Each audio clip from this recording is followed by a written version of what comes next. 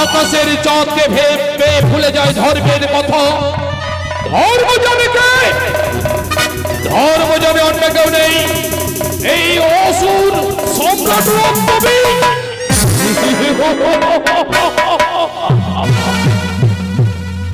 একই পিতার পুত্র মোরা, কিন্তু স্বর্গাধিপতি দেবরাজ সমস্ত দেবগণ বসবে ওই স্বর্গসিংহাসনে। আমরা পাতালে গুমড়ে গুমড়ে কাঁদবো কেন? কেন আমাদের পাতালে ঠাই? আর নয় এই অত্যাচার, এই অনাচার। দিনের পর দিন দেবতাদের কাছে পরাজিত হচ্ছে আমরা, কিন্তু দেবতাদের পরাজিত করা এত সহজ নয়। এই দেবতাদের পরাজিত করতে হলে আমি আমার দেবাদিদেব মহেশ্বরের ধ্যানে রত হব, ভক্তির শৃঙ্খলে বাঁধিব তারে। একবার যদি আমি অমরত্ব পাই, তবে আমরা ওই সর্বসিংহাসন যুদ্ধ করব স্বর্গাধিপতি দেবরাজ ইন্দ্রকে। সর্বালোকে এক এক করে সমস্ত দেবগণকে পদাঘাতে বিতাড়িত করে আমি হব ওই স্বর্গাধিপতি অসুর সম্রাট।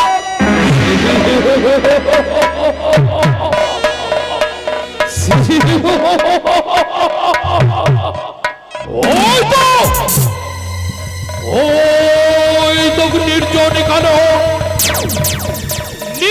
কারণে আমি শিব সাধনায় রত হব।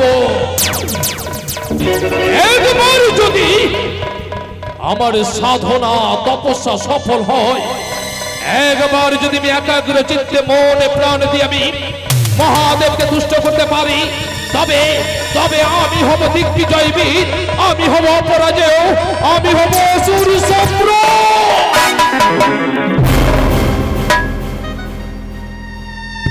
এই তো গভীর অরণ্য, এই গভীর অরণ্যে আমি শিব সাধনায় রত হব। প্রয়োজন হলে আমি অগ্নি প্রজ্বলিত করে দেবাদিদেব মহাদেবকে করবো আহ্বান। একবার যদি মহাদেব প্রকট হয়, তবে যে আমার মনের অভিলাষ পূর্ণ হবে।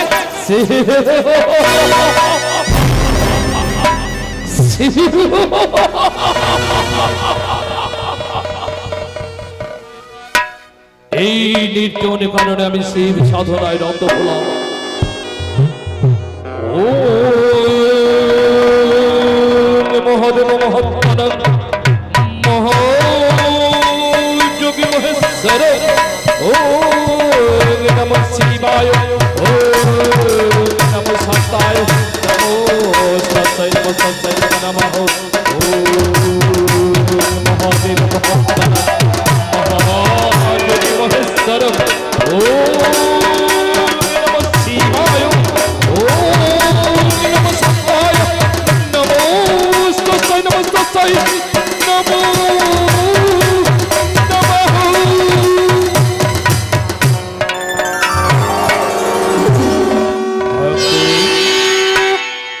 কেন তুমি একাগ্র চিত্তে মনে প্রাণ দিয়ে আমায় সাধনায় রত হয়েছ? এসেছ প্রভু, ভক্তের ডাকে তুমি যখন প্রকট হয়েছ, নাও এই অসুর রক্তবীজের প্রণাম নাও প্রভু। আয়ুষ্মান ভব ভক্তমোহন। বলো বাছা, কেন কেন ভক্তি ভরে তুমি আমায় করেছ আহ্বান? প্রভু, আমি তোমায় আহ্বান করেছি, আমি চাই অমরত্ব। কি বললে ভক্ত? অমরত্ব? তা কখনো হয় না ভক্ত, তা কখনো হয় না। অমরত্ব শুধু একমাত্র দেবতাদের জন্য, অসুরদের নয়।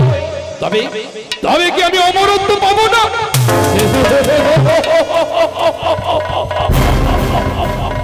আমি চাই অমরত্ব।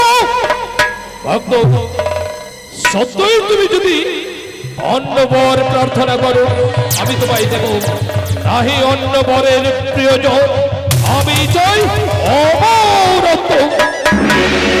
তবে যে আমি তোমায় পারলাম না, আমি কৈলাসে ফিরে যাচ্ছি।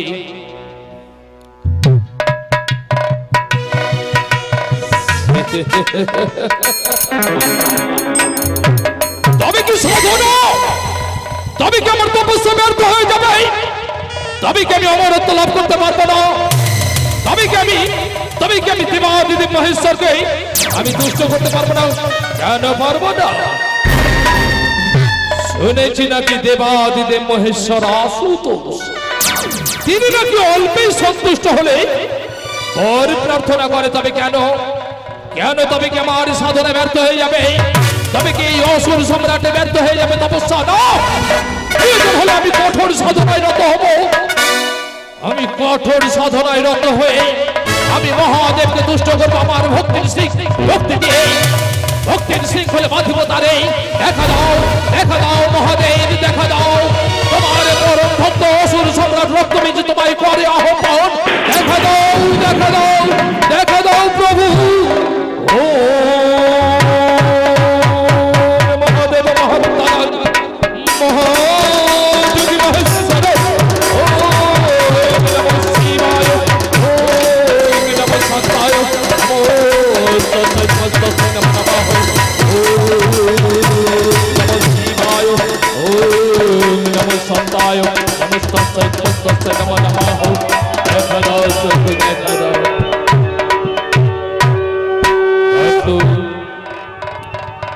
তোমার সাধনায় আমি তুষ্ট হয়েছি, আবারও কৈলাস পরিত্যাগ করে তোমার সাধনে প্রকট হয়েছি। বলো ভক্ত, কি বা মনের অভিলাষ এসেছ প্রভু? তুমি যখন দিয়েছ দর্শন, তবে না ভক্তের ভক্তিপূর্ণ প্রণাম। প্রভু আমি কি পাবো না অমরত্ব? ভক্তবর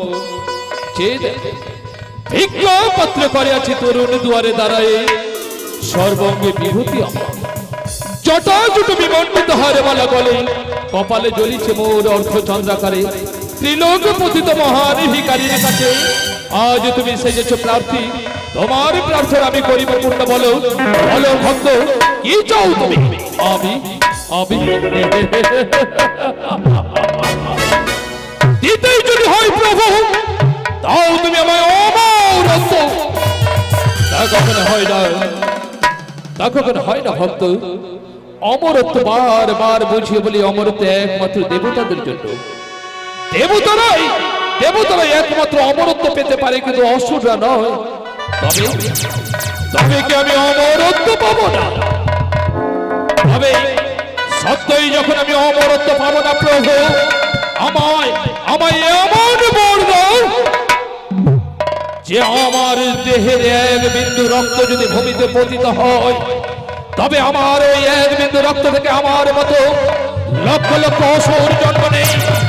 তথাস্তু ভক্ত, তোমার দেহের এক বিন্দু রক্ত যদি ভূমিতে পতিত হয়, তোমার মতো হাজার হাজার অসুর জন্ম নেবে না প্রভু।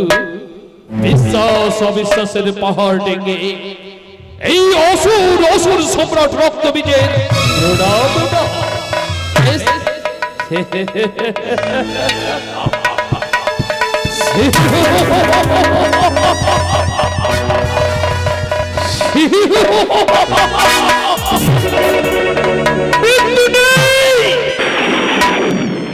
মৃত্যু আমার হতে পারে না। আমি যে অজয়, আমি যে অমর, আমার এক বিন্দু রক্ত ভূমিতে পতিত হলে আমার মতো সহস্র সহস্র অসুর জন্ম নেবে।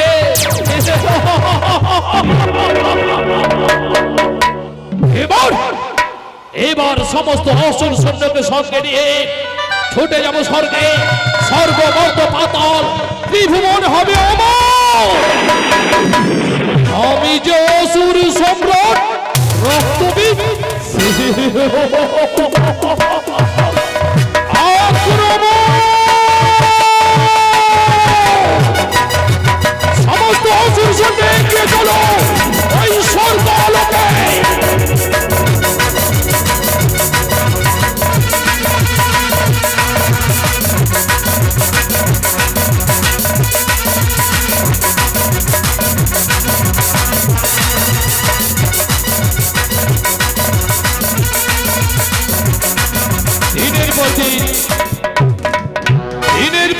অসুর সম্রাট রক্তবীজের পরাক্রমে সমস্ত দেবতারা আজ রত্ন সিংহাসনচ্যুত।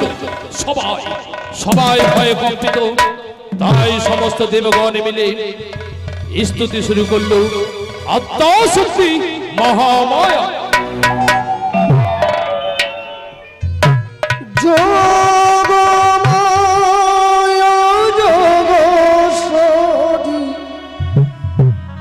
আমি মহামায়া, আমি মহামায়া,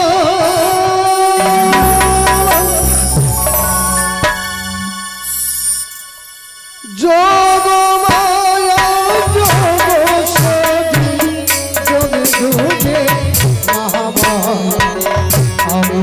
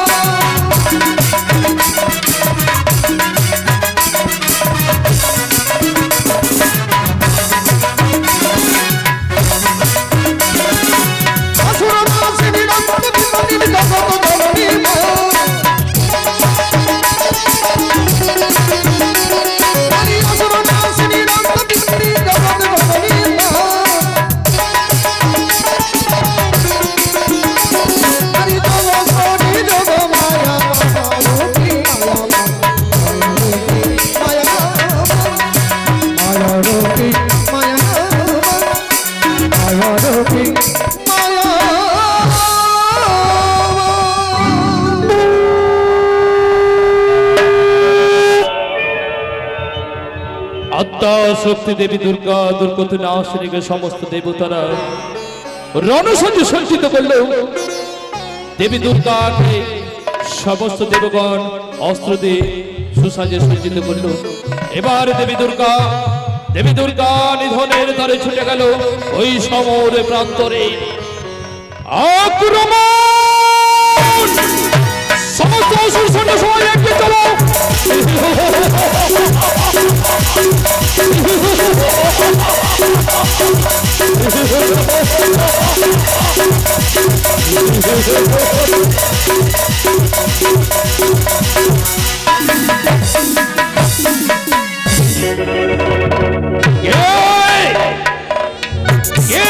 সমর প্রান্তর শঙ্খের নিদান বাজাচ্ছে। আর ওই সমর প্রান্তর শঙ্খধ্বনি কে? ও এক নারী। সামান্য নারী এসেছে সমর প্রান্তরে। এই অসুর সম্রাট রক্তবীজের পরাক্রমে আজ যখন সমস্ত দেবগণরা পরাজিত, তুমি এসেছো। তাই বলি নারী, সমর প্রান্তর পরিত্যাগ করো। সামান্য নারী হয়ে এই অসুর সম্রাট রক্তবীজের সঙ্গে তুমি করবে মহাসংগ্রাম? টাকা করে হয়? তবে কি আমি এতই ভীতু? তবে কি আমি এতই কাপুরুষ? আমি অসুর সম্রাট হয়ে রক্তবীজ হয়ে আমি এক নারীর সঙ্গে করব সংগ্রাম?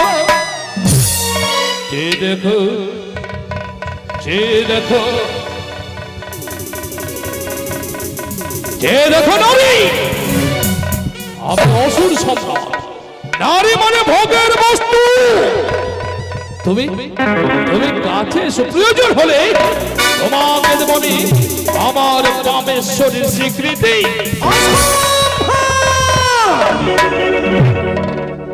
রক্তবীজ তোমারই বুঝি জানা নাই আমি হচ্ছি আত্মা শক্তি মহামায়া জগৎশ্বরী যোগমায়া। সেই প্রত্যাশা লইয়া আসিয়াছ তোমার মনোবাঞ্ছা পূর্ণ হবে না রক্তবীজ।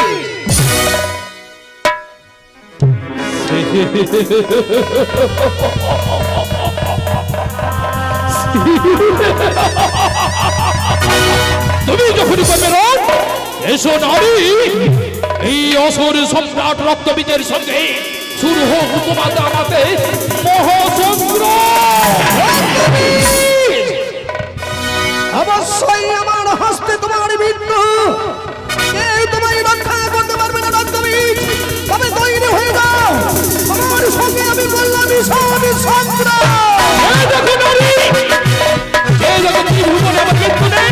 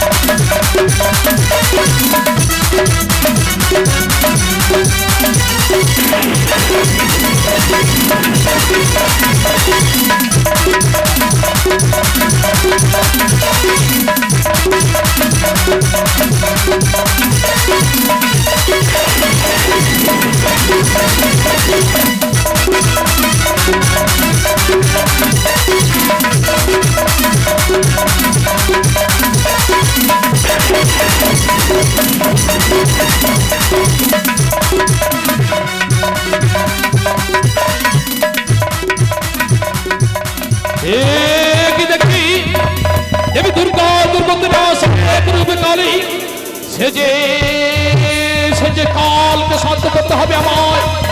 কালই রত হয়েছে সংহারে, এমনি করে যদি সংহার করে তবে যে স্বর্গ মর্ত পাতালে ত্রিভুবনে মহামহালয় ঘটে যাবে। না না না না, আমি কালকে শান্ত করবো, ওই তো সংহারে রত।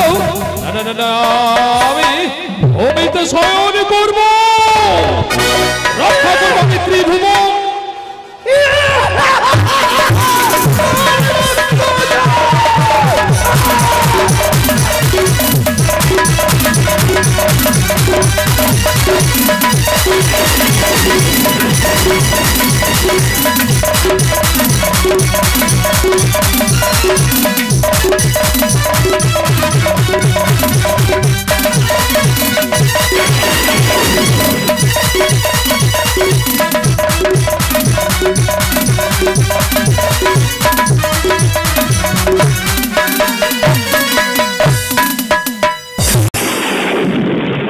রঙিন নৃত্য নাট্য রক্তবীজ পথ এখানেই সমাপ্ত হলো।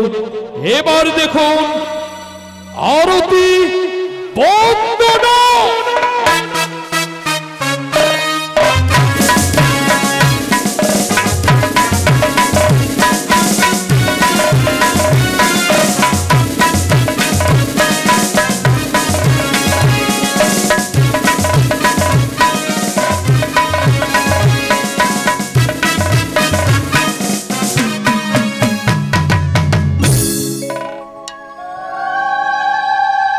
हेलो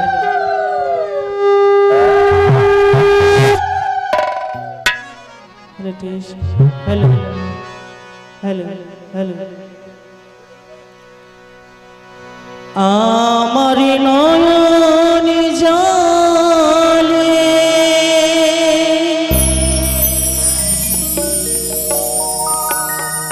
ধুয়ে দেব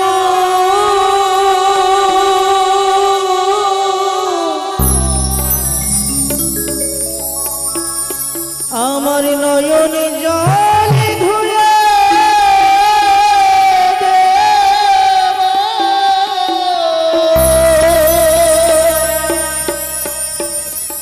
মা তোর চরণ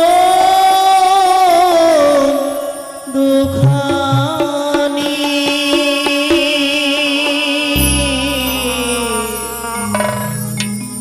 দেখি মা তুই কেমন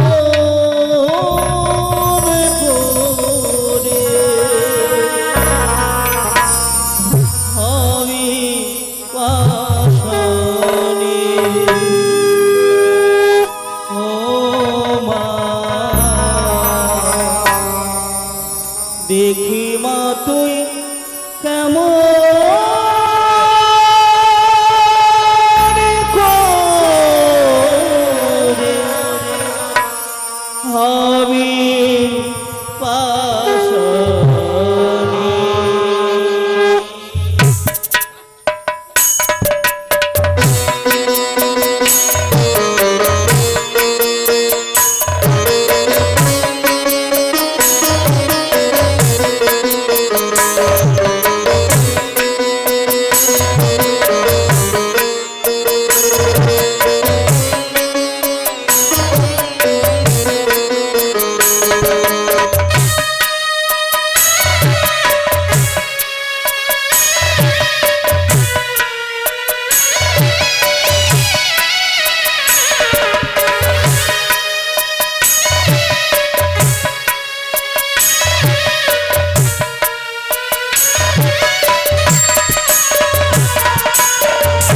দেখি মা তুই কেমন করে হবি পাশানি ও মা দেখি মা তুই কেমন করে হবি পাশানি আমার নয়ন জলে ধুয়ে দেব নয়ন জলে ধুয়ে দেব মা তোর চরণ দুখানি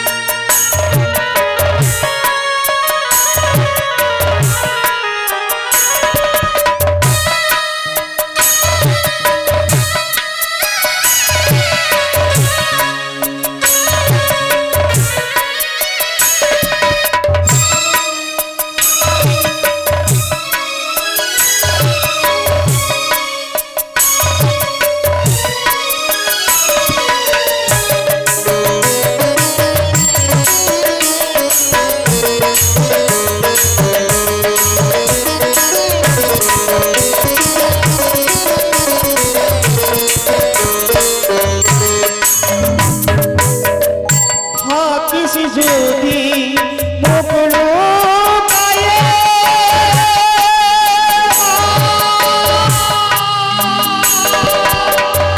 অধর কলির নিস্তারিয়ে